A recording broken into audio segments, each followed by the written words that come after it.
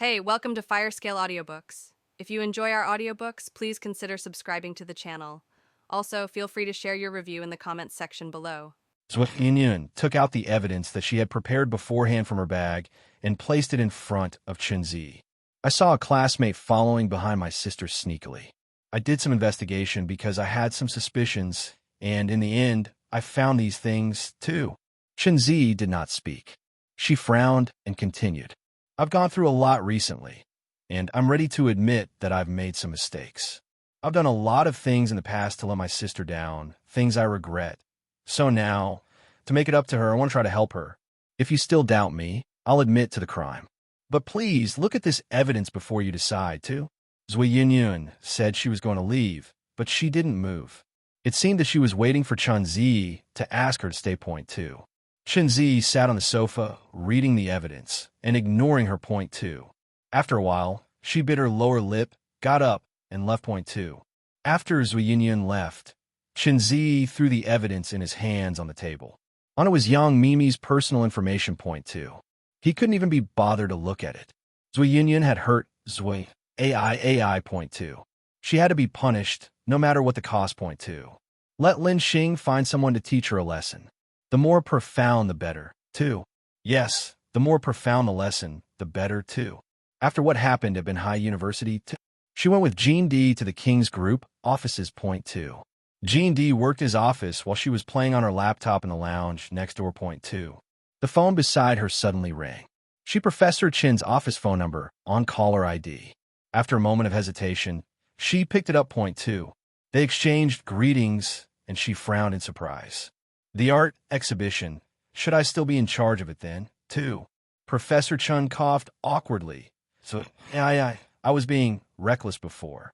I shouldn't have made such a rash decision. However, there's no way to change that now. I can't continue to let you be in charge of the art exhibition, but the matter of the thesis has been settled. What do you think, too?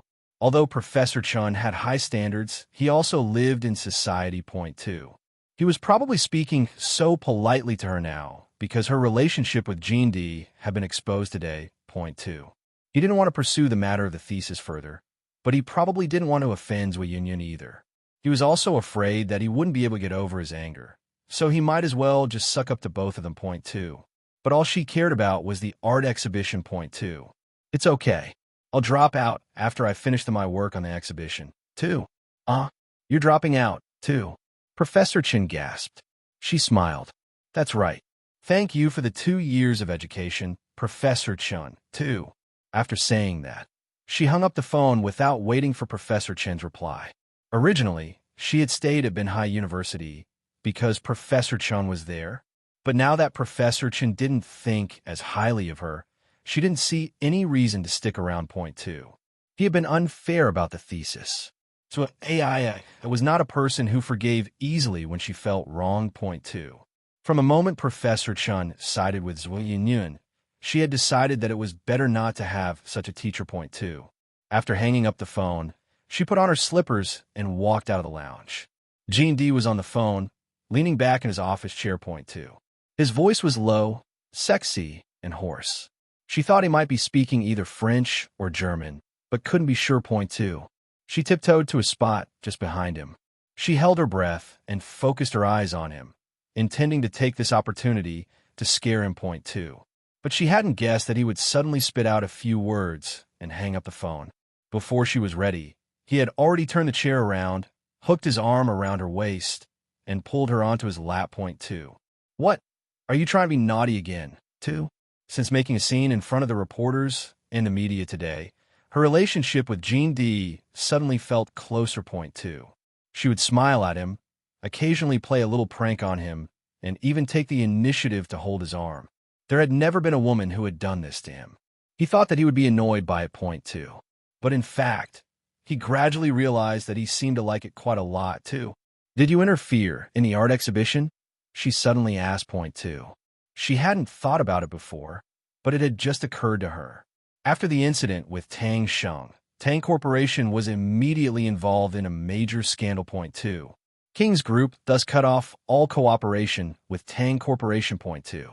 Tang Corporation had to pay a large sum of liquidated damages because of their own responsibility in the scandal. She didn't think that, after such a loss, Tang Corporation would still be in a position to fund a university's art exhibition. Point 2. But the art exhibition still seemed to be moving forward. Point 2. This alone was enough to show that someone else had gotten involved. Point 2. And who could that someone be, other than Jean D. 2. I asked Daniel to take care of it. Why? Was it not done well? 2. As she spoke, a strand of hair slid down her face. He reached out and tucked it behind her ear. Although it was his first time doing something affectionate like this, he had the feeling that he'd wanted to do it for her forever. Point 2. His eyes darkened. She smiled. As she expected, this was why Professor Chun had changed his mind so quickly. He must have known that the new investor was Jean D. Point 2.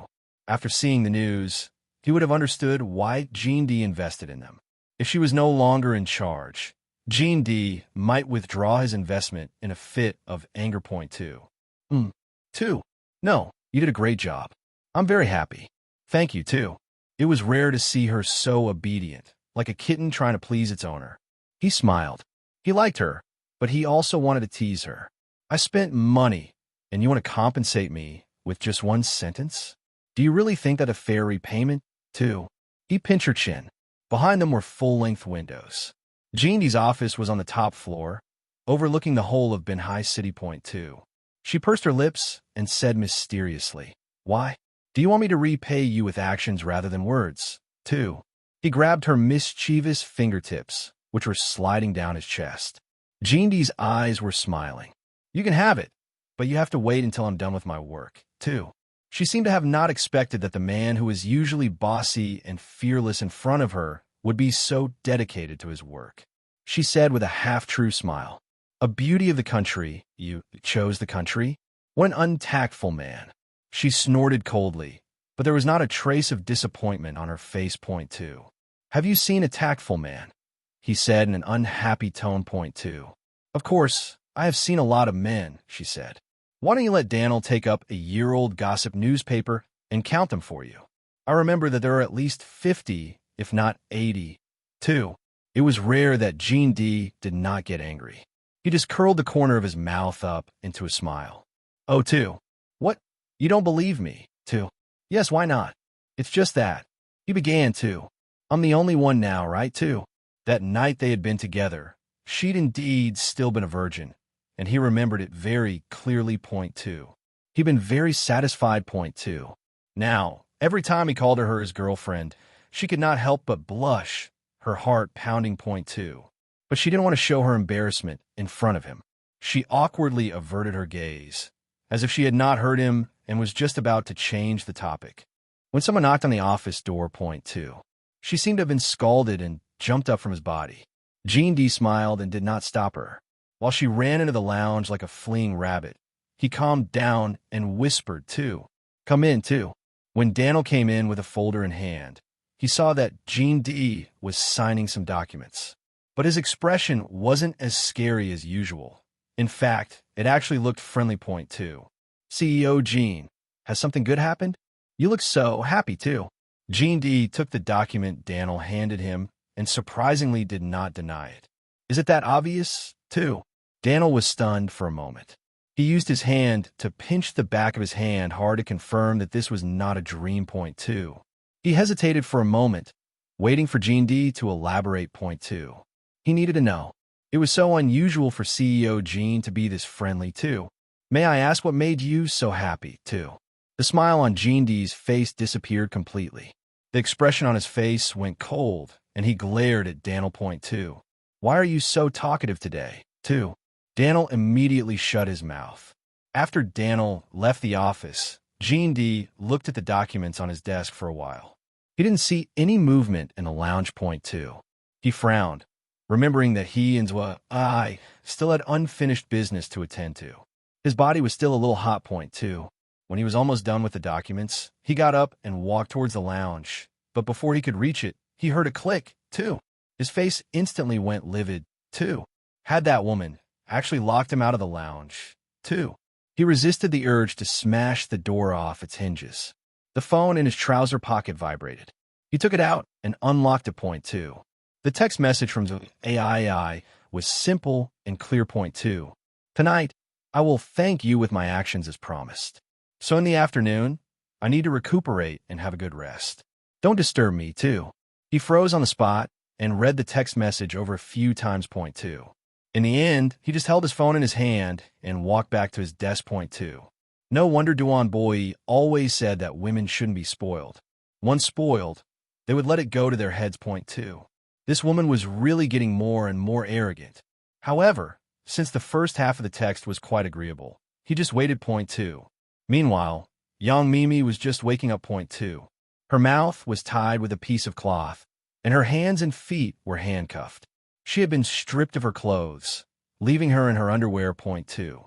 Her head was still a little dizzy, but she could vaguely remember that she had been taken away on her way to work. Point two. The man had covered her mouth with a piece of cloth smelling strongly of ether. Point two. And now she realized that the man who had kidnapped her was actually standing right in front of her, too. The man's body was very strong, and his bare arms were covered in green tattoos. He had a cigarette in his mouth and a row of silver earrings on his ears. He looked down at her from above. Point two. Your figure is not bad. You're quite hot. When I helped you take off your clothes, I was already tired of waiting for you to wake up, too. She was so scared that her face turned white. She wanted to say something, but all she could do was sob. Point two. The man walked to her side and caressed her exposed skin with his rough palm. Goosebumps appeared on the places where he touched her. She trembled and shed tears as another, skinnier man standing nearby started to laugh. Point two. Brother, why don't we let her talk? She can only make a fuss for a while. We should be lenient with someone who's going to die, right? Two. Hearing the word die, young Mimi felt as though her heart had turned to ice. Point two. She was just a college student who wanted to study hard and make a name for herself. How had she gotten herself into such a mess, too? The tall man stared at her and smiled. Bah, I like them to keep quiet. If you like, you can have her after. Too. After saying that, he grabbed her chest and started to ravage her. She was in so much pain that tears were flowing down her face, but his actions didn't ease up at all. It was hell. Every second felt like years. She felt as if her entire body had been destroyed by trash. Point two. Her life collapsed around her. Point two. She thought of AI, and then she thought of Union. Did people really deserve to be bullied just because they had no power, too? She probably shed more tears than she had in her whole life after losing her virginity. Point two. However, just when she despaired of her life, suddenly, too, she heard a voice. Point two. What's going on, too? Chunzi looked at his subordinates with a livid expression. His subordinates had been in this position for nearly 20 minutes. Ever since the incident with their branch division, young Master Chin's expression had been very ugly. We're not too sure either. The branch division was just finishing up what young Master had instructed them to do when the other party suddenly attacked. Not only did they destroy our latest batch of goods, they also, too. That person did not dare to continue, but Chunzi was already impatient. What else, too? They even let the woman they captured escape, too. A bunch of trash. Chunzi smashed his fist onto the office desk. His eyes were dark, and he looked a far cry from the usual business elite. Two. Have you found out which gang the other party is from? Two. This. The man was obviously a little hesitant, too. Why aren't you telling us what you know? Two. It's the ghost gang, too. Chunzi suddenly went silent. Point two. The impending storm made people feel uneasy. Someone mustered up the courage to ask, too. Although we can't be completely sure, the other party is obviously coming for us. Young Master, look at this matter, too. The last report said that King's group and the Ghost Gang have had a stable partnership for many years. Did you follow up on this matter, too? Chunzi took a cigarette and lit it up. No one knew what he was thinking. I didn't find any detailed information, but a brother had a good relationship with the higher-ups of the Ghost Gang. I heard that the heir of the Ghost Gang has a good relationship with King's group's EO, Jean, too. Chunzi suddenly recalled the scene of AI and Jean D kissing on the news today. Point two. His face immediately darkened. Help me contact Jean D. Tell him that the Chun family has a case that they want to work with. Make an appointment, too. Got it, young master, too. After everyone in the house had left, Chunzi stood in front of the window and looked at the sky outside. He recalled what his father had said to him. Point two. Z, your marriage is not your own business. It is related to the interests of the Chun family. Now that things have come to this, we will never allow you to get involved with AI again. You should stop thinking about her as soon as possible. He would never forget the excitement and joy he felt when he first heard from his father that he would be able to marry his AI in the future. Point two. He had once thought that even if she continued to be so willful and arrogant, he would still be able to tolerate her, dote on her, and give her a lifetime of peace. He hadn't that it would end up like this. Point two. He was smoking, and there was a long scar on his forehead, slightly covered by his hair. Point two. That scar was left behind for no matter how long it took, he would always remember it, too. Everything that happened at that time. She should compensate him for the rest of her life. That was what she owed him. Point two. 2. Jean D waited until the evening for IAI's promised action of gratitude. Point two. He also finished the work that he had accumulated previously. When the lights came on, he rubbed his temples and suddenly heard a click from the lounge. The door was opened. I seemed to have just taken a shower. She was wearing a shirt and ran past him barefoot. Point two. He was stunned for a moment. She had actually run out of his office, just like that. Just as his anger was ignited, he heard her delicate voice say something. Sorry to trouble you guys. Yes, just leave it at the end of the office. 2. He stared blankly at a group of men in white uniforms placing high-class Western food with silver plates on the reception table in his office. Then there were candles, roses, red wine, goblets, too. It looked like a camel at dinner. Smelling the fragrance of the high-class Western food, he had an appetite, and his expression eased up a little. The waiter arranged everything. He looked at AI, then at Jean D, and finally walked towards Jean D. Point two. Sir, please pay the bill. 2. He frowned and was about to take out his card when AI suddenly flashed in front of him and blocked him. There's no need. This meal is on me, too. After saying that, a fair and tender little hand stretched out from the long sleeve of his shirt, and it was the black card that he had given her. Point two. The corner of his mouth curled up. So you're willing to use the card now, too. The card was linked with his phone. He could see every time she spent money, but so far he had not received a single transaction record. Point two. She raised her small head proudly and looked at him, speaking in a matter-of-fact tone. Now that the whole world knows I'm your girlfriend, the person who ruined my reputation will naturally have to pay for it. I'm deducting money as payment for what you've done, too. She was still unwilling to admit that she was his real girlfriend, but her attitude had changed a lot. He did not care. He just felt very comfortable and happy with her. Moreover, he subconsciously wanted to dote on her, and protect her. Point two. That was all. Besides, when had he, Jean D, ever cared what others thought of him? Girlfriend, it was just a title. Point two. So would you say that you're robbing me openly, too? Such service. The cutlery was high class, and on their table was carved flowers and decorations. Point two. If he wasn't mistaken, this meal was from the only 5-star Michelin Western restaurant in Binhai City, Eva's Delivery Yervis. The service fee was 30% higher than the price of the meal itself. Point two. The meal was about 5 figures. She blushed and glared at him. I'm thanking you with concrete actions, okay? 2. Concrete actions? Was this what she meant by concrete actions? His face suddenly darkened, showing signs of anger.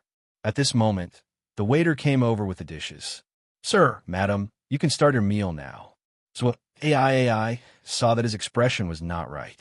She was just about to open her mouth to say that the service could begin. Point two. Unexpectedly, Jean D was one step ahead of her and said to the waiter, 2. There is no need for your follow-up service. Tell your kitchen that the tableware will be delivered back to you by King's Group's people tomorrow. Please leave immediately. 2. If the customer voluntarily gives up the delivery service, our service fee will still be charged. The waiter kindly reminded. Point two. So AI was about to protest when Jean D replied with a smile. It doesn't matter. Please swipe this lady's card. I believe she will be very happy to pay. 2. He spoke these words through clenched teeth. Did he know how much awkwardness he was causing for her? The 30% service fee was close to a few thousand yuan, too. It was not easy for her to be ruthless and extravagant, but this man actually, too. She was furious, but under Jean D's terrifying smile, she had no choice but to hand over her card no matter how unwilling she was. Although it couldn't be considered her money, too. It was still money, and wasting it hurt, too. Her heart bled as she watched the service staff walk out of the office with a smile, too. Jean D stood beside her and looked down at her from above, without a smile on his face. Do you know what you did wrong? His voice was cold, too. She shivered and felt goosebumps, but she kept a stubborn expression on her face, too. If you don't want to be appreciated by me, just say it, so that I don't have to waste this money and make you unhappy anymore, too. He kept a straight face and did not reply to her. She was both angry and aggrieved. Jean D, what do you want? Too. He suddenly grabbed her arm and pulled her out of her chair. Then he strode into the lounge, too. She did not know what he was going to do. She only felt a burning pain in her wrist from his grip. In a lounge's fitting room, there was a large fitting mirror that had fallen to the ground. He pulled her to stand in front of the mirror and let her face the mirror while he stood behind her. His cold eyes stared at her in the mirror as he continued to question her. I'll ask you again. Do you know what you did wrong, too? She was really afraid now. When she was dating Chun Zi would always let her do whatever she wanted. Later on, he treated her worse and worse, and she became more and more tolerant of him. But she only tolerated him because she felt guilty, too. She had never felt afraid of anyone, including Chun Zi. But at this moment, she was afraid of Jean D, too. Her breathing grew shaky, and the body behind her began to move forward step by step, until it was pressing tightly against her. The hand that was holding her wrist did not relax at all, too. She was almost about to cry. How would I know what I did wrong? You tyrant. You unreasonable B****, too. Hearing her curse, the corners of his mouth rose slightly, as if he was laughing out of anger. Too. She was wearing his casual white shirt, loose on her small frame. Too. Dressed like this to order takeout? You casually showed my things to other men, and you still say you don't know what you did wrong. Her face was as red as an apple, especially now that she was standing in front of the mirror. The posture of the two of them, her face without makeup, and the image of his big palm wandering all over her body, suddenly struck her, too. It was all just like some X-rated movies that she had secretly watched with her best friends when she was young and frivolous, too. She knew she hadn't done anything, but too. The connection made her feel so embarrassed, too. I didn't go out naked. I wore clothes inside, and your shirt is so long. What could he have even seen, too? She hadn't even thought about it when the delivery came, too. Jean D was such a proud man. She couldn't have just asked him to meet the delivery man, right, too? He probably would have scared the man away. Her own clothes were being washed, and the man's shirt she was wearing was about 3 times as large as her own, too. Not to mention the pants. They couldn't be worn at all. Fortunately, the shirt went all the way up to the knees, covering all the places that needed to be covered, too. She didn't feel that she'd done anything wrong, too. And you're so reasonable. His voice grew deeper, too. Jean D, you're simply being unreasonable, too. Well, since you've already made up your mind that I'm so unreasonable, then I might as well be unreasonable. You're going to accuse me of it anyway. Too. He snorted coldly and waved his large palm. He tore open a shirt that was worth a small fortune, and the buttons spilled all over the floor, too. She sucked in a breath of cold air. Her face turned even redder, and she closed her eyes tightly, not wanting to see all of this in the mirror, too. He sneered, didn't you say that this shirt covered up everything that needed to be covered, too? She gritted her teeth and was about to scold him for being unreasonable. But his actions just now had really scared her. If she provoked him again, he might do something even more outrageous. After weighing the pros and cons, she finally decided to give in. Yes, I'm sorry. Yes, it's my fault, too. She was angry, but he was not willing to give up, too. Wasn't your mouth still stiff just now? Why do you know that you're wrong all of a sudden?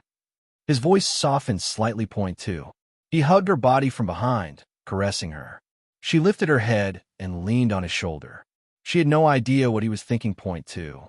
She moved her body to avoid his kiss, but just happened to graze against him. Two. Gene D. I'm really sorry. I haven't eaten yet. I'm hungry. Let's go eat, okay? Two. She had never pretended to be pitiful to anyone, and she was almost ashamed to death. Yet, he seemed to enjoy it. If I don't teach you a lesson, you won't remember what you did wrong. Two. He snorted coldly, but he'd hit the nail on the head. Point two. She had slept for an entire afternoon, and her stomach was already rumbling with hunger. However, he did not seem to have any intention of stopping. Two. Suddenly, her stomach helped her out by gurgling loudly. Point two. At that moment, Gene D's body froze. His hand moved down her body down and touched her stomach that had almost caved in. Finally, he sighed helplessly. Forget it, I give in to you. Let's eat first. However, I'm not satisfied with the way you thank me at all. I'll let you reflect on your actions during the meal. I'll check the results when I get back tonight. Two. After saying that, he turned around and walked out. With a red face, she pinched the buttonless shirt back closed and stuck her tongue out his back, too. He suddenly turned his head to look at her. She had not had time to retract the tongue that she had just stuck out. Point two. She laughed nervously. Point two. I just have a dry mouth. Don't misunderstand. Two. Gene D looked at her closely, his eyes slightly dark. It was as if there was a small animal living in her heart, jumping up and down. Point two. Finally, she saw that the corner of his lips seemed to be slightly raised. His slender legs strode out of the lounge, lazily. Point two. She suddenly let out a sigh of relief, feeling that she had lost all her strength. She hurried to his wardrobe to rummage through his clothes, looking over his shirt before putting it on. Then, she took out her half-dry pants from the dryer and put them on. Only then did she walk out of the lounge, feeling relieved. Point two. The waiter had left. She had thought that she would have to do everything herself. She never would have expected to. Gene D was such a proud and arrogant man, but he had actually prepared everything. The appetizers and desserts were all laid out. Point two. She walked to the seat opposite him and sat down. She picked up a knife and fork and was about to start cutting the steak. Suddenly, the plate of steak in front of her was taken away by him. Point two. She was surprised. He placed a plate with steak that had already been cut in front of her. Point two. I'm afraid that you'll go crazy from hunger. The steak is too big. If you swallow it whole, I'll have to take you to the hospital for indigestion. I just cut it for you, too. He glanced at her with a, you must remember to be grateful, expression. Point two. Although she wanted to complain, her mood improved as she looked at the beef on the plate that was cut to a suitable size. The corners of her mouth curled up as she picked up the bottle of red wine and leaned over. Point two. Thank you for your kindness, Mr. Gene. Come, let me pour you some wine, too. Gene D was the sort of person who would not take no for an answer. Seeing that she was wearing his shirt, he smiled sweetly and came over to pour himself some wine. Point two. His expression also softened. The sky gradually darkened, and the sensor light in the room lit up. The main light was not turned on, so it was dim. Point two. He glanced at the candle on the table and was hesitating over whether he should light it, when he heard her from across the table. Point two. I knew it. Eating dinner in this room and looking at the night scene would be very beautiful, too. Before he could understand what she was saying, she ran over to him, wrapping her slender arms around him. Her body exuded the smell of his own body lotion. When he lowered his head, he could see a few strands of messy black hair hanging down her snow-white neck. Point two. She smiled very happily and pulled him to turn around to look. Point two. What appeared in front of him was actually scenery that he had never once noticed, even after staying in this office for so long. Point two. The lights of the city were like a carpet paved with stars. Beyond the large French window, a gorgeous and stunning painting was spread out before his eyes, too. He was stunned. Point two. She pulled him up from his seat and walked to stand in front of the French window. Suddenly, everything seemed to be spread out, right under their feet, too. She said regretfully, if this place was a restaurant, it would definitely be very popular, too. As soon as she said that, she felt a chill on her body and turned her head. As expected, she saw Gene D staring at her darkly. How dare she do business in his office? She was really taking advantage of him. He'd given her an inch, and now she was asking for a mile point two. She knew that she had misspoken, so she quickly corrected herself with a smile point two.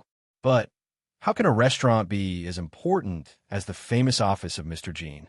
No, it's much better as an office. Mr. Gene, you have been so busy all day, and you've created countless amounts of wealth for Benhai City. The work you do here is priceless, too. He suddenly laughed, and the coldness from before was swept away. He strode forward, walked to her side, and put his arm around her slender waist to whisper in her ear point two. If you like, we can stay here every night, so you can see the view whenever you want. Two. Her face turned red at his suggestive tone, and she hurriedly jumped out his arms.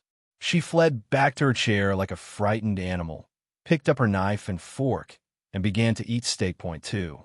She didn't forget to say, as one would expect from the best restaurant in Benhai City, the food is so delicious even when it's cold. Wow, I'm really starving too. Seeing that she was about to bury her face into the plate from embarrassment, he stopped teasing her and walked back to his seat to eat his dinner point two. Both of them were hungry, and they barely spoke or interrupted each other until they finished eating. So AI remembered how badly things had gone last time she drank, and now she didn't dare touch the bottle of red wine on the table. However, Gene D drank more than half the bottle on his own point two. He seemed to be in a good mood. The outside world and the internet would probably be in an uproar today. However, she'd hid in his office the whole afternoon, as if everything that happened outside had nothing to do with her point two. It was like there was a small bubble he carried around with him, protecting her completely point two. She had never felt so protected before. Even in the many years she had been with Chunzi, she had never felt this way point two. Was it just because he was older than Chunzi? Thinking of this, she suddenly thought of a problem. Mr. Gene, how old are you this year, too? He knew so much about her, but about him, she knew next to nothing point two. It wasn't fair. After eating and drinking his fill, he returned to his desk and continued working. His legs were crossed, one hand on the desk, the other holding a folder, reading 10 lines at a glance point two. Hearing her words, he lazily raised his eyelids and threw out the words, I'm a dragon. 2. She knew nothing about the zodiac point 2, so she simply took out her phone and opened Baidu to find out. She typed in the question, what years were years of the dragon, and submitted at point 2. In less than a minute, a text message appeared on her phone. The question you asked on Baidu has already been answered by enthusiastic netizens. Click here to see the answers. 2. She clicked on it without thinking. Unexpectedly, she saw an answer that almost angered her to the point that smoke was coming out of her ears. Point 2. You're using Baidu for such a simple question? Are you stupid? 2. She was surprised by how much it hurt. Was she really going to let herself feel so crushed by an anonymous person on the internet? 2. Her response was irritable. You're the stupid one. If you're on here mocking others, you're too stupid to know how to use your time properly. You're even stupider than me, too. After posting it, she felt better, but after thinking about it for a few minutes, she regretted it. It was just the internet.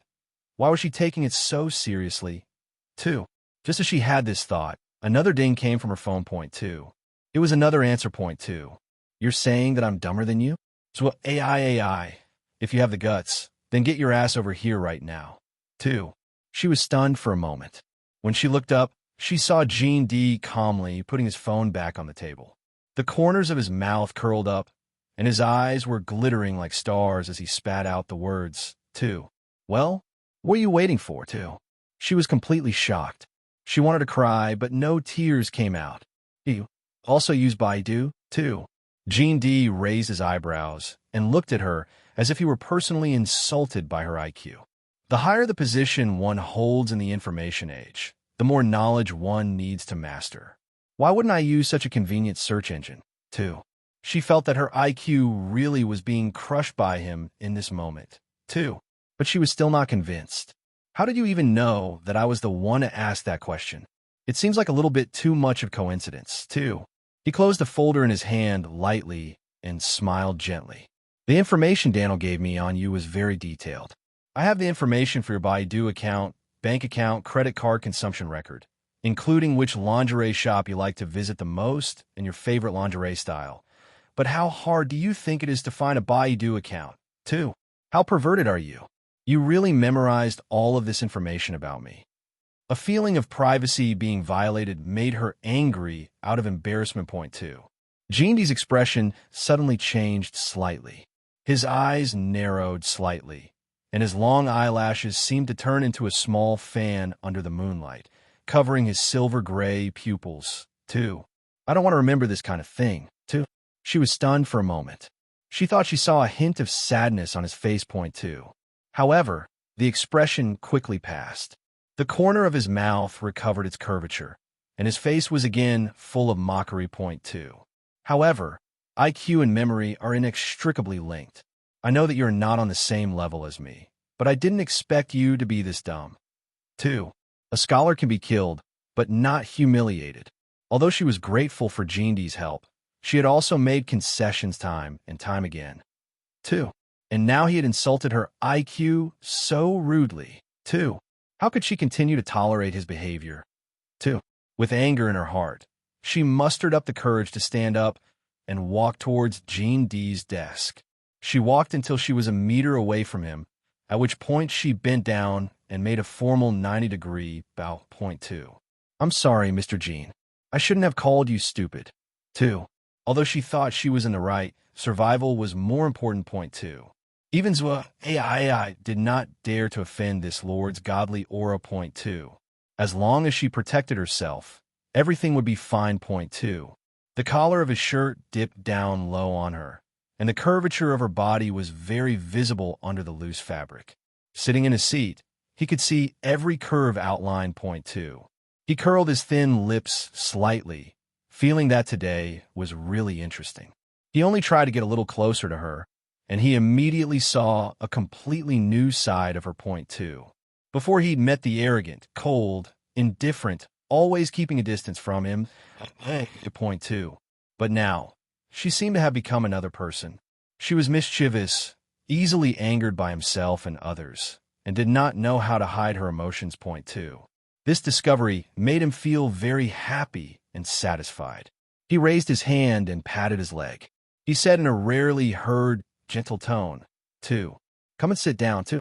She raised her head and looked at the position on his knee, hesitated for a second. 2. His tone darkened, and he added, Hurry up. My patience is not that good. 2. After that, she did not hesitate at all and immediately walked over to sit down. Point 2. Even though the two of them were no longer strangers, she could not help but feel nervous as she sat on his lap. Point 2. A strange but pleasant fragrance filled her nose. It was as if he was comforting a pet cat. Slowly, he was so warm. 2. She felt a little itchy, but she did not dare to speak. She sat there stiffly. He did not make any other movements. He just quietly closed his eyes and leaned against the back of the chair. She covertly looked at his perfect facial features and jawline. 2. All of a sudden, she remembered something. Point 2. Mr. Jean, 2. 2. She gathered her courage and continued that night in the Imperial Kitchen Garden, I was drunk, 2. The man's eyes narrowed. And 2. She swallowed nervously and thought of a scene she had been dreaming of in the middle of the night these days. It was too real, 2. She just had to ask, 2. Are we? 2.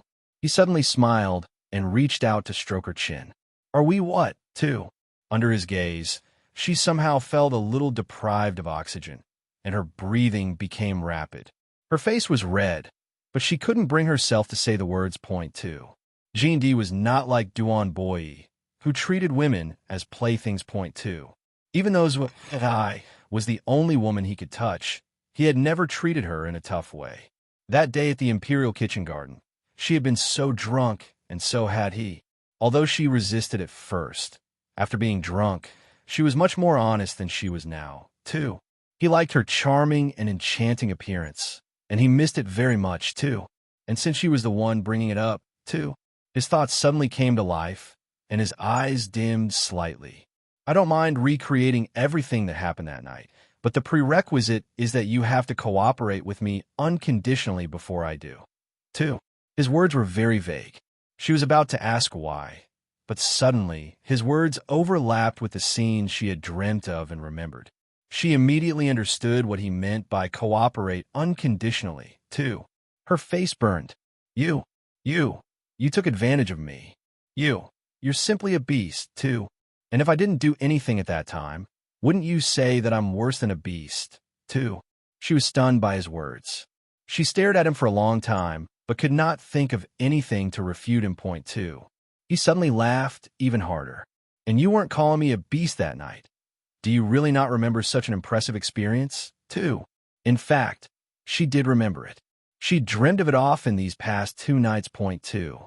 The scene had been deeply engraved into her memory. Point two. Feeling guilty, she lowered her head and didn't dare to look at him. Women also had needs. In scientific terms, it was a hormonal reaction. There was nothing wrong with it. Point two. She could explain to him clearly what had happened that night, but she was two. The man's hoarse voice brushed past her ear. She gasped and wanted to dodge, but she forgot that she was sitting on Jean D's lap. Behind her was the edge of the mahogany desk. She thought she was about to crash into it, too. But suddenly, a pair of hands hugged her shoulders and pulled her into the arms of the man who made her blush and her heart race, too. She huddled in his arms, not even daring to breathe. He held her tightly and had no intention of letting go. She did not know what would happen next, but her mind was filled with a lot of messy fantasies, too. She wished she could slap herself to wake herself up. What was wrong with her? That hadn't even been the first time she slept with him, too. Why did she feel like she was not herself now when she heard him tease her in such a tone? Too. Then, as now, being tightly grasped in his arms made her feel like she was melting too. She was embarrassed and angry. He seemed to be enjoying her expression. The corners of his mouth curled up, and every word was clear. Cover what? How beautiful, too. Her face turned even redder. Jean D, too. Don't forget, I haven't received your actions of gratitude, he suddenly said. Point two. She was stunned for 2 seconds. Suddenly, she realized that his hands around her waist meant, too, just when she didn't know what to do, too. The phone on Jean D's desk rang. Point two. He froze. She didn't even dare to breathe loudly. Point two. Her breath seemed to freeze at this moment. But a moment later, he suddenly pulled one of his hands away, turned the chair, picked up the phone on the desk, and answered at. Point two. She was just about to stand up and escape, but before her feet touched the ground, she was pressed back by him. She wanted to cry, but no tears came out. Suddenly, Jean D's face darkened. He cut off the phone and looked at her. Point two. It's the hospital where your mother is, too. The moment she heard that, there was a boom in her head, followed by no sound at all. Too many things had happened today. She felt afraid of being photographed and simply could not go out. Point two. She took advantage of the rest of the afternoon to call the doctor and inquire about the situation. Point two. The doctor said that her mother's condition was stable and that I should wait until tomorrow to come see her. Point two. How could this have happened? It had only been a few hours, and her mother was too. She only had her mother left. Why was she being taken away from her, too? The nurse said something on the other end of the phone, but she could no longer hear it. The phone fell to the ground with a bang. There was only one thought left in her mind. Point two.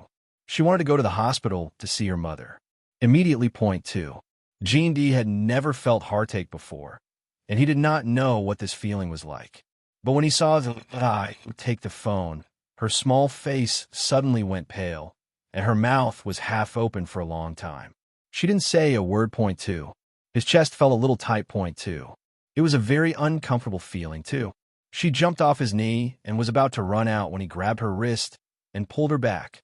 She had completely lost her rationality, and she was hysterically punching and kicking him. Let go of me, let go of me. B Asterisk starred. UF Asterisk King, let go of me, too. He put up with everything with a stoic face. And when she stopped for a moment to catch her breath, he reached out to hug her waist and carried her into the lounge. Point two. He would never let her leave like this again. Two. Not even if the sky fell. Point two. Jean D found a pair of sports pants in the closet that could cover her fair legs. She had not said a word or moved since he carried her into the house. He had no choice but to put on the pants for her. Point two. Then he put on a windbreaker on her body and buttoned it up. Point two. She suddenly looked up with red eyes. Can we go now, too? He had a strange feeling in his heart. Point two. He didn't say anything, but she no longer looked at him and directly walked out. No matter how fast a girl's footsteps were, they couldn't compare to a man's. Jindi's legs were even longer than average, and he caught up with her in 2 or 3 steps. Point two. He grabbed her arm, and she fiercely shook it twice but couldn't shake it off, so she had to let him keep holding her. Point two. It wasn't easy to catch a taxi at night in the commercial street, but she would rather stand by the roadside and let her tears keep falling, too, than ask the man behind her for help. Actually, she wasn't even angry with him. Point two. It was just that she suddenly felt so useless and humiliated. Point two. Her mother had been going through so much in the hospital, while she was fooling around in an office with a man. Point two. But fortunately, Jindi didn't bother her. He just looked a little bit sad as he held her hand while talking on the phone. Point two. She vaguely heard that he seemed to be arranging for Daniel to pick her up. Her calmed down a bit as she realized this, but she still refused to talk to him. Point two. Not long after, a black car stopped on the side of the road. It was the first time he'd spoken to her in such a gentle tone. Point two. He said, "Get in the car. We'll be there soon." Two. She could not hold back her tears and broke down with a loud sob. He practically had to carry her into the car. Point two. His rare good temper seemed to have been saved up for just this moment. He did not speak or get angry along the way to the hospital. He just patted her shoulder quietly as if to comfort her. Point two. She did not know how long she cried for, but after a while, she finally regained control of her emotions. She sniffled and grabbed his shirt to rub against a. Point two. When she raised her head, she realized that his face was very dark and his body was stiff beneath her. Point two. Daniel looked at himself in the rearview mirror with pity, as if he was afraid he might be eaten alive. Point two. But in the end, he didn't say anything. Point two. The car stopped at the entrance of the hospital. He didn't move.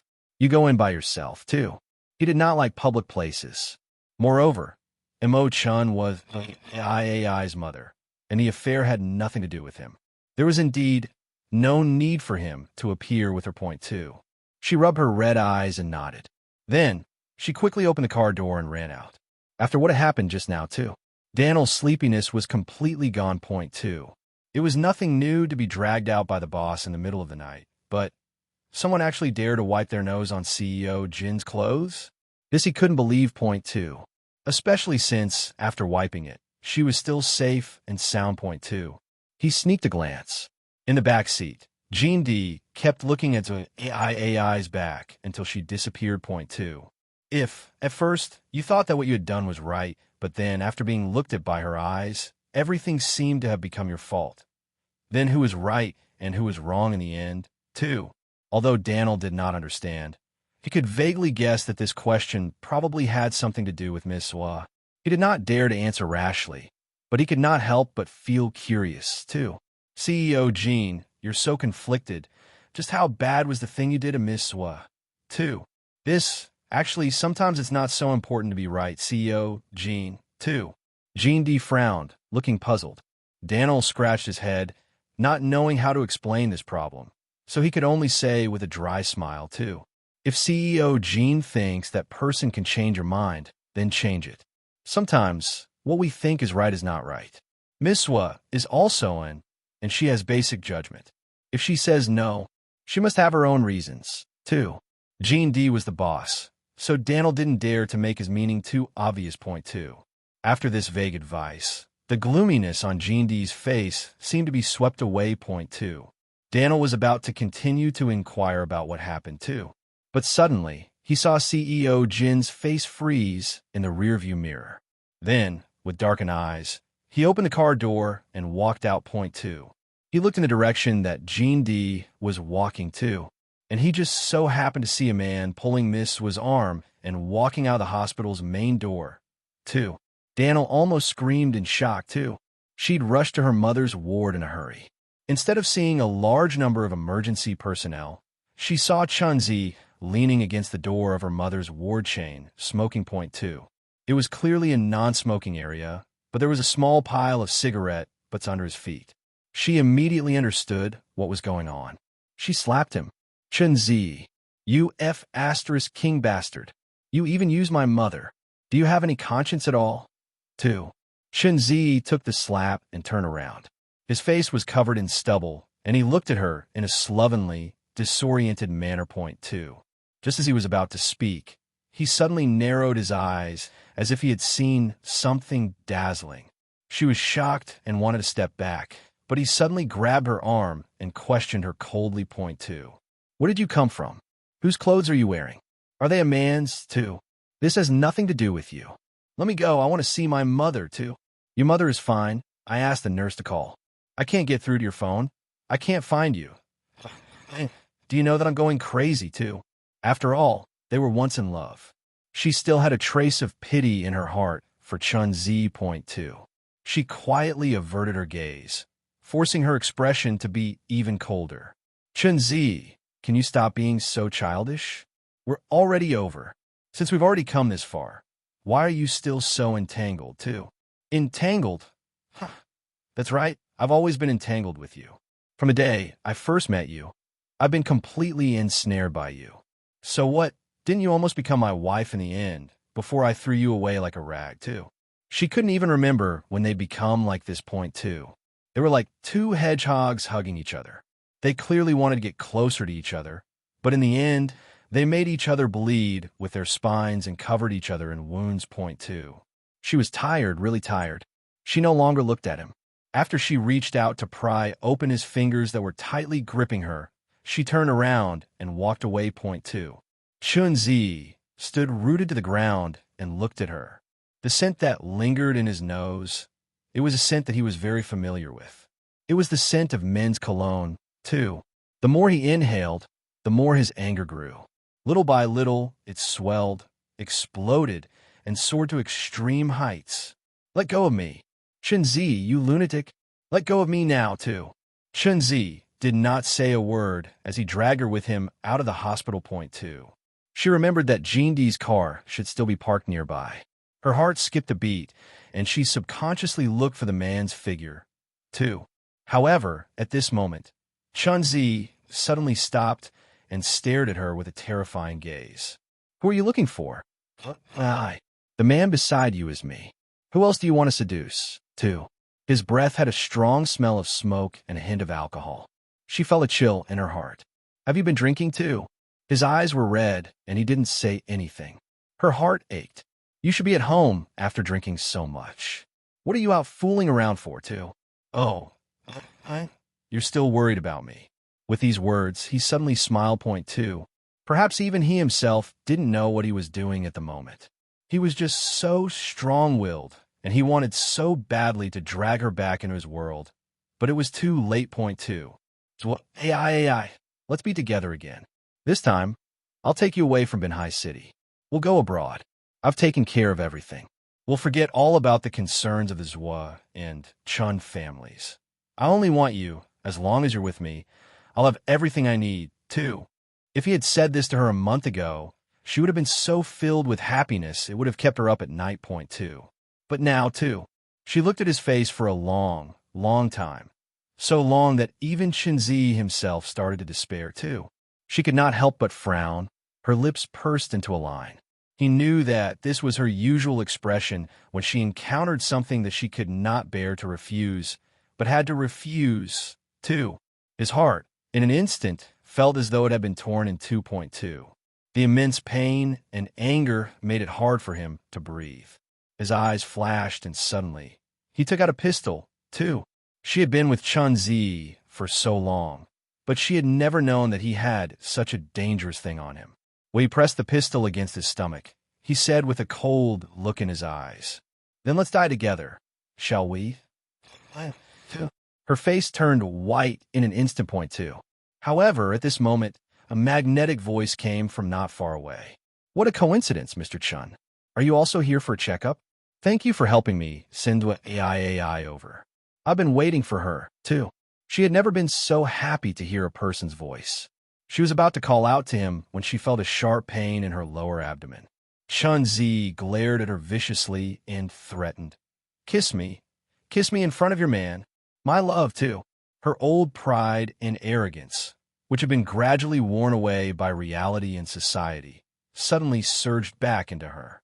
Her palms were sweaty and her legs were trembling, but she just stared at him and whispered, too, Chenzi, if you actually have the guts, go ahead and kill me.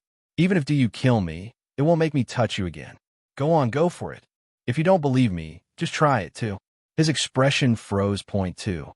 She didn't know how many more seconds her courage could last. But at this moment, too, Chenzi suddenly laughed. So, hey, you were so cute. I was just joking with you.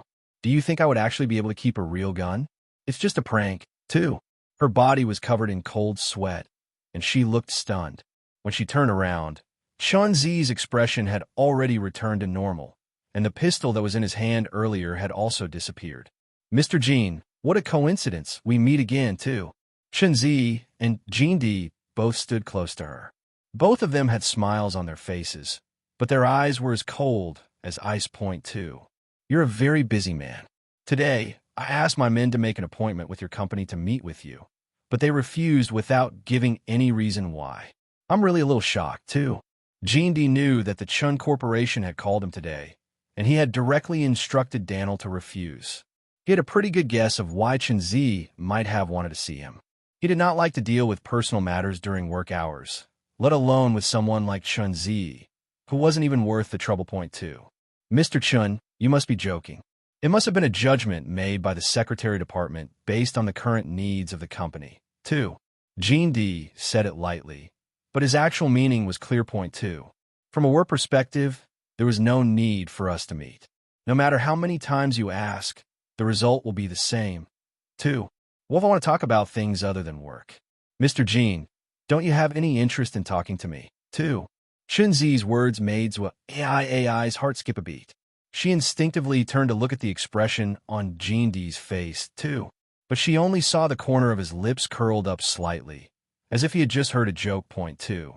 No, I don't want to talk to Mr. Chun about anything other than work. 2. You know perfectly well what my relationship with I used to be.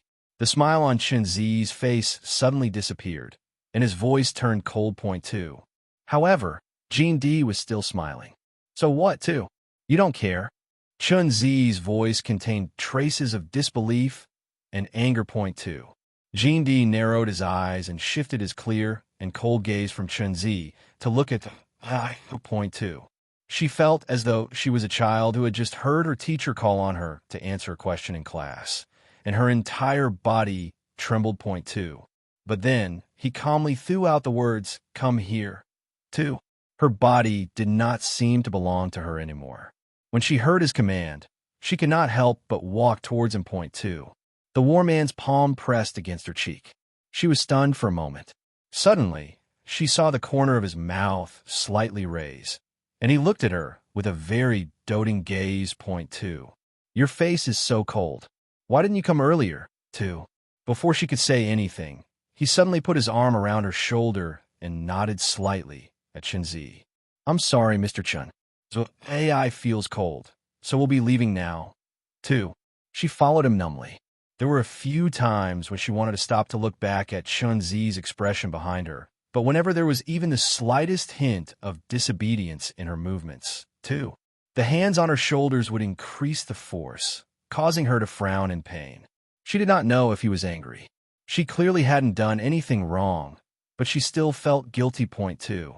She lowered her head and walked quietly for a while before she couldn't help but try to explain herself. Point two. He did this on purpose. I came out immediately when I saw him there. I have nothing to do with him anymore, too. She didn't have anything to do with Jean D either, not really. Point two. Except for their agreement. Point two. So why did she still feel like she had to explain?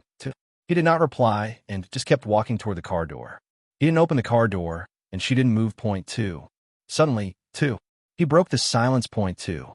I don't care about the past between the two of you, but you have to know whose woman you are now. When facing other men, you are not allowed to have even the slightest bit of pity. 2. After saying that, he turned around indifferently and walked towards the other side of the car. The cold and forceful tone of the order seemed to go deep into her bones. She could not help but shiver. That night, they returned to the Sun House. After that, Jean D stopped speaking to her. At night, when she slept, she did not sleep well. She dreamt of many, many things from her past point two. In one dream, she was standing on the edge of a cliff with Chunzi. Chunzi smiled and pushed her from behind. He smiled sinisterly point two. You deserve it. You promised to give me a life with you. Have you forgotten, too? She heard the cold wind whistling in her ears. She kept falling, but there was no fear in her heart point two. She closed her eyes obediently. Suddenly, she felt herself stop, and a pair of arms hugged her point two. She opened her eyes and saw a man looking down at her, smiling coldly. You want to die? You think it's that easy? Don't forget that even your life is mine now. You have to continue living for my sake, even if it's worse than death. 2. She did not struggle, just watched as the handsome man's back grew a pair of wings, too. Then she flew in his arms all the way up to the clouds. She bent over to look at the whole world beneath her, laid out like a beautiful painting point, too. And yet, before she could quite take it all in, too, all of a sudden, the man holding her slowly let go, too. She watched herself fall from the clouds, point, too. The real fear, the real pain that she felt, too, drag her back into consciousness, point, too. It was still early, and the sky was just beginning to brighten. She lay in a cold sweat under the velvet quilt, point, too. She took 2 deep breaths, lifted the quilt, and walked to the bathroom to take a shower, point, too. That dream, combined with the day she'd had yesterday, had forced her to wake up from her dreamy, beautiful fantasy world, point, too. In this society, in this world, one couldn't depend on a man, only on oneself, point, too. Even with Gene D, who had been good to her in so many ways, as long as his temper continued to fluctuate so wildly, too. The only one who would keep getting hurt would be her, point, too. Fortunately, she hadn't quite fallen into the trap yet. It still wasn't too late to withdraw, point, too. After showering, she changed her clothes. When she went downstairs to eat, Gene D still hadn't gone to work. He was sitting at the head of the dining room table, drinking coffee with a copy of the Global Financial News in hand, point, too. She walked to her seat and sat down. The servant quickly brought her a hot breakfast, point, too. She lowered her head and ate obediently. She had already decided to drop out of school, but she still had to prepare for the art exhibition over the next few days. In addition to this, she also planned to start looking for a job today, point, too. Therefore, her schedule was full. After she finished eating, she immediately wiped her mouth and stood up, point, too. Where are you going? Gene D's indifferent voice interrupted her, point, too. She obediently sat back down. To school. The art exhibition is starting soon. I need to prepare for it, too.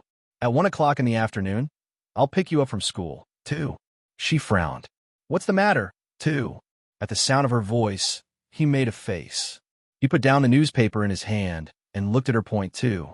Why can't you leave at 1 o'clock? Won't you be finished by then, too? His tone made him sound like he was throwing a tantrum. She relaxed her eyebrows, and her tone softened, point, too. Of course. It's just that there was such a big scene on campus yesterday. If you go there again today, all the attention might be very troublesome for you. Don't you hate being surrounded by people? I'm just afraid that you won't be used to it, too. Are you worried about me? She thought she detected the trace of a smile in his voice, but his expression was still indifferent, point, too. She didn't say anything about it, which was a tacit agreement between them, point, too. It seemed that her unintentional actions had won him over. She felt like the atmosphere in the room had become much gentler after this exchange, point, too. He drained the last bit of coffee from his cup and stood up, point, too. He walked toward the door and said, Let's go. I'll send you off, too. She did not reject him. She had nothing now. She couldn't put the wealth and power he offered her in jeopardy, point, too. She was no longer the who she had been yesterday. From now on, her goal was to be able to stand on her own 2 feet again in the shortest amount of time possible. She wanted her independence back. She was strong enough to support herself, point, too. But for now, she could use anything Gene D gave her, point, too. She would try her best to protect her heart in front of Gene D, but she would not pretend to be aloof in front of him, point, too. Since she was already a whore, why go through all of the pretense, too? Gene D's garage was very large. There were at least 20 different types of cars, sports cars, and Jeeps parked inside. She was dazzled by what she saw. The Porsche Cayenne and Bentley Continental both of which she'd seen him driving in over the past couple of days, were also in the garage. Point 2. Jean D seemed to favor the Bentley Continental. Usually, Daniel was the driver of the Kian, but when he drove by himself, he mostly drove the Continental. Point 2. She followed behind him, walking past rows of cars worth millions and tens of millions of dollars. Suddenly, her gaze fell on a white Lamborghini in the corner. Point 2. It was a limited edition model from 2009. When it came out, she'd still been in high school. Although she could be considered a rich second generation, she still could not afford such a luxury product worth tens of millions of dollars. Point 2. She liked it so much when it came out that she'd cut out an ad for it from a magazine and stuck it on her desk. Point 2. Shinzi had sworn at the time that on the day of their wedding, he would give her this car. Point 2. By way of reply, she just arrogantly said, "You think you can buy me for the rest of my life with nothing more than a car? It's too cheap. I won't sell for that, too." She didn't expect that, after so many years, she'd see the real thing, and in such circumstances, too. She smiled and looked away. She followed Jean D to his Bentley Continental. Point 2. While they were driving, Jean D suddenly asked her, "Too, are you angry?" "Too." She smiled and said, "Why? Are you angry?" "Too." He frowned and simply said 2 words, "Last night." "Too. It won't happen again. You're right. I'll pay more attention in the future." She was very obedient. Point 2. Every word was exactly what he wanted to hear. Point 2. But he only felt irritated. It was as if the distance between the two of them had suddenly grown farther again. Point 2. He suddenly missed her mischievous behavior in front of him yesterday afternoon, but he could not bring himself to say so. Point 2. In the end, he just drove silently, his face dark. Point 2. It was about a 20-minute journey, and they soon reached the end. As soon as the car stopped, she smiled and said to him, "Too. Thank you, too." He felt even more unhappy. When he saw her reach out to open the car door, he suddenly reached out to press the lock button. Point 2. There was a click as all the doors locked. Point 2. She pressed the door handle, but it wouldn't open. She obediently sat back in her seat. There was no hint of anger or displeasure on her face. Point 2. He really wanted to ask her what was going on, but if he said it out loud, it would seem as though he were actually concerned about her feelings. It made him feel very embarrassed. Point 2. He took out a pack of cigarettes from his pocket in frustration. He took one out and lit it up. The car was soon filled with the smell of smoke, too. She frowned and wanted to cough, but she took a deep breath to hold it in. He quickly finished a cigarette. She smiled and asked him, "It's getting late. Aren't you in a hurry to go to work, too?" He turned to look at her with a strange look in his eyes. "Kiss me once, and I'll let you go." "Too." She froze for a moment. Then suddenly, with a faint smile, she leaned over and planted a kiss on his smoky lips. Point 2. Then she quickly pulled away, laughing. "Can I go now, too?" He stared at her for 2 seconds, then moved his eyes away and unlocked the car. "Be safe on the road," she whispered, closing the car door and turning to walk toward the school gate. Point 2. Jean D sat in the car, watching her straight back, little by little disappearing from his field of vision. Point 2. Then he stepped on the accelerator. Point 2. Daniel observed that CEO Jin's mood this morning had been very strange. Point 2.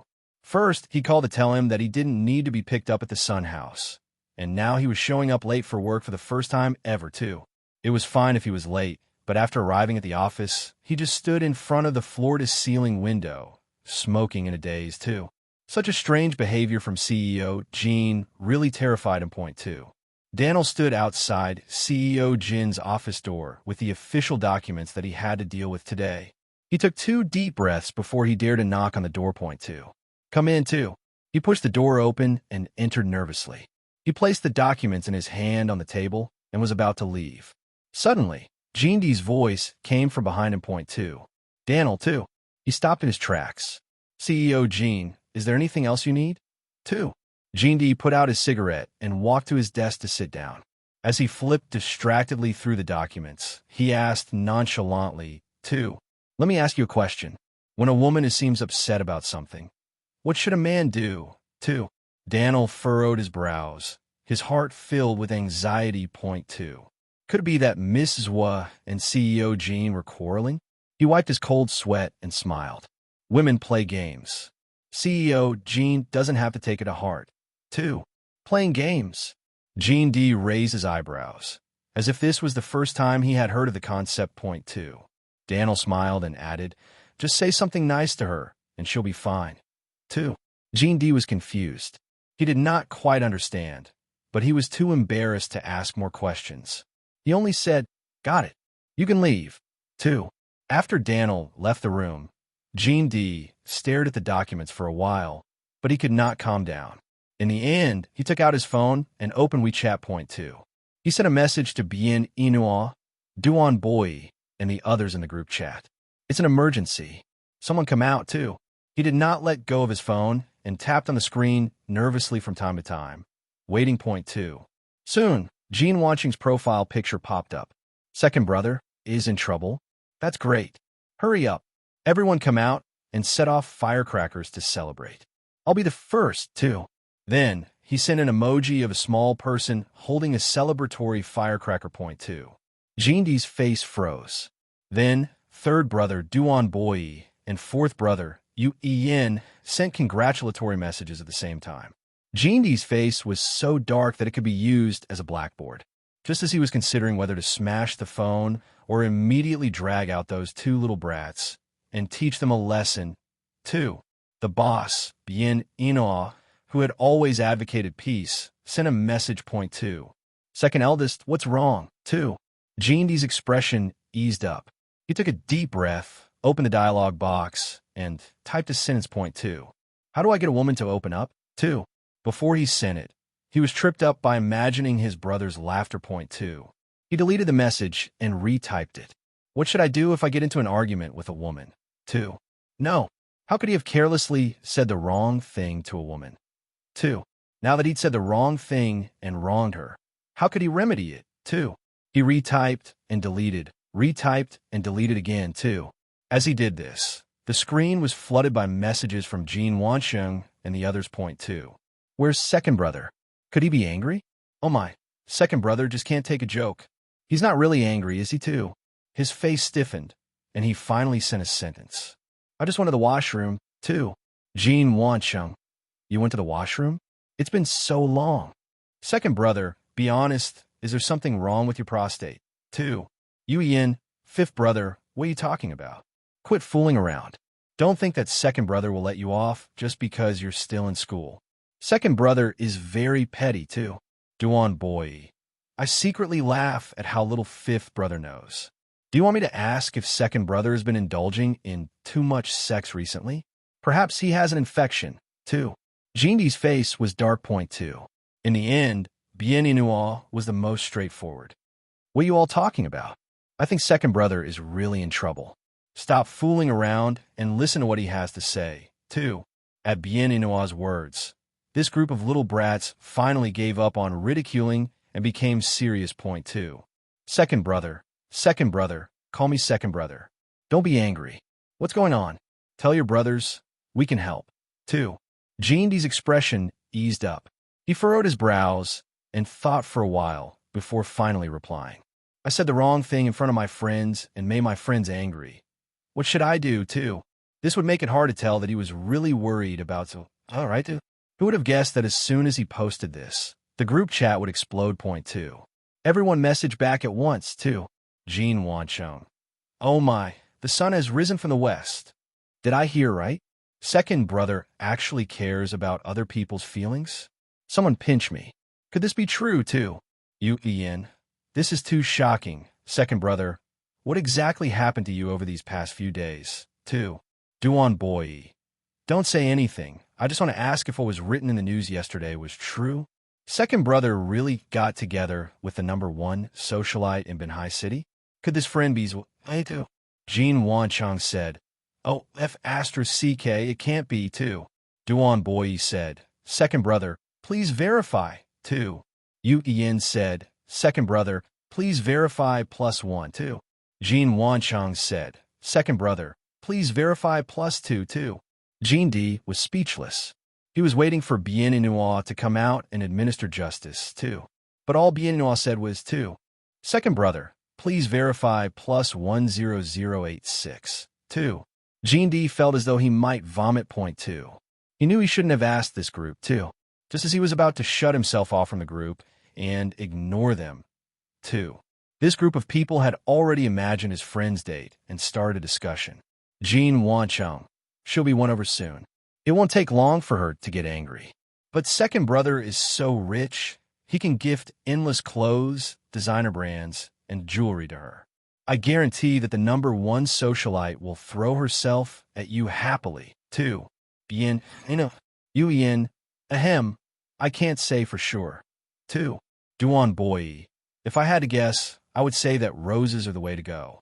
Women don't care about money. They only care about romance. Prepare a candlelit dinner. If you do all this, the number one socialite will definitely fall head over heels for you, too. Jean D frowned, hesitated for a while, and sent the word, really, too. But just then, Bien Inua posted, "Don't listen to their nonsense. None of them are serious." I don't think that Miss Swa is the kind of woman they're talking about. She won't like this kind of flashy and superficial things. I think second brother would do well to take into account her individual preferences, too. Compared with the nonsense of those little brats, Bien Inua's words were obviously more convincing.